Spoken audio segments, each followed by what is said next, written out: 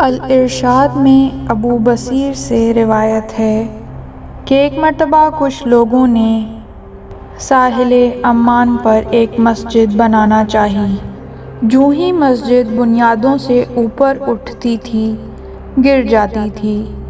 متعدد بار کوشش کی گئی لیکن مسجد نہ بنی۔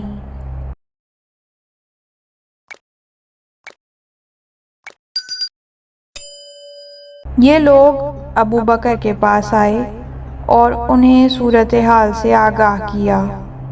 ابو بکر نے کہا، معمار کی نیت درست نہیں ہے، وہ بنیادیں ہی درست نہیں بناتا اس لیے گر جاتی ہے، معمار بدل دو۔ کئی معمار بدلے گئے لیکن صورتحال وہی رہی۔ انہوں نے آ کر ابو بکر کو بتایا کہ اب تو بصرہ کے اطراف میں ہم نے ایک بھی معمار نہیں چھوڑا، سب کو آزما لیا لیکن مسجد نہیں بن رہی۔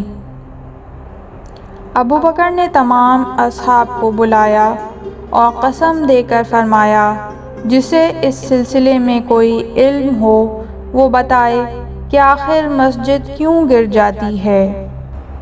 حضرت علی علیہ السلام نے فرمایا، جہاں تم لوگ مسجد بنانا چاہتے ہو وہاں شاہ طبع کی 2 بیٹیاں رضوہ اور ہبہ مدفون ہیں۔ وہ مشرکہ نہیں تھیں لیکن کسی نے انہیں غسل و کفن نہیں دیا۔ انہیں پہلے قبریں کھول کر نکالو، غسل و کفن دو، ان پر نماز جنازہ پڑھو اور دوبارہ تدفین کرو، پھر مسجد بناؤ تو مسجد بن جائے گی۔ اہل بصرہ نے عرض کیا، مولا ہمیں یہ کیسے پتہ چلے گا کہ وہ کس جگہ دفن ہیں؟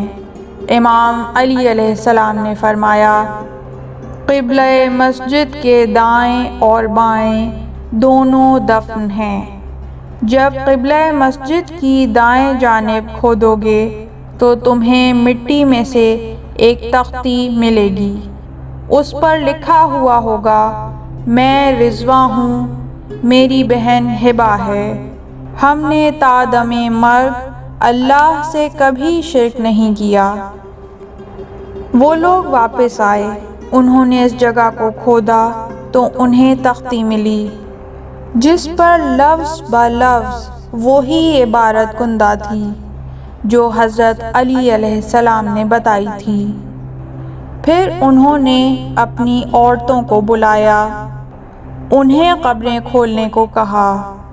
دونوں بہنوں کو اہل بصرہ کی عورتوں نے نکالا، غسل و کفن دے کر میتوں کو تیار کیا اور مردوں کے حوالے کیا۔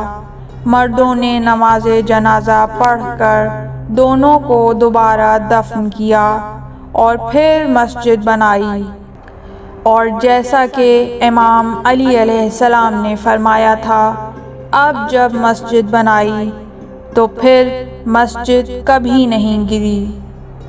اللہم صلی علی محمد وآل محمد۔ پروردگار رحمتیں نازل فرما محمد اور ان کی پاک آل پر ہزاروں کروڑوں درود و سلام۔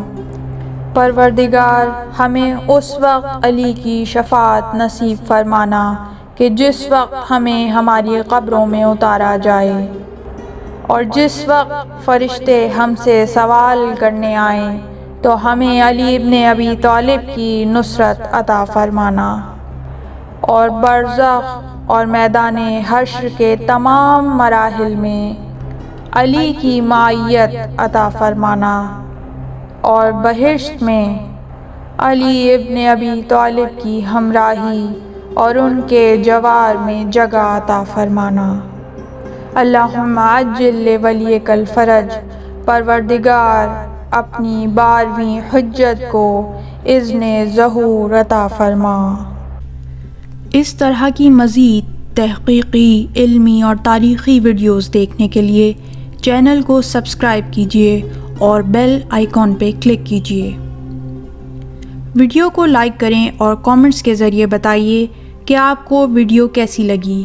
اگلی ویڈیو تک کے لیے خدا نگہدار۔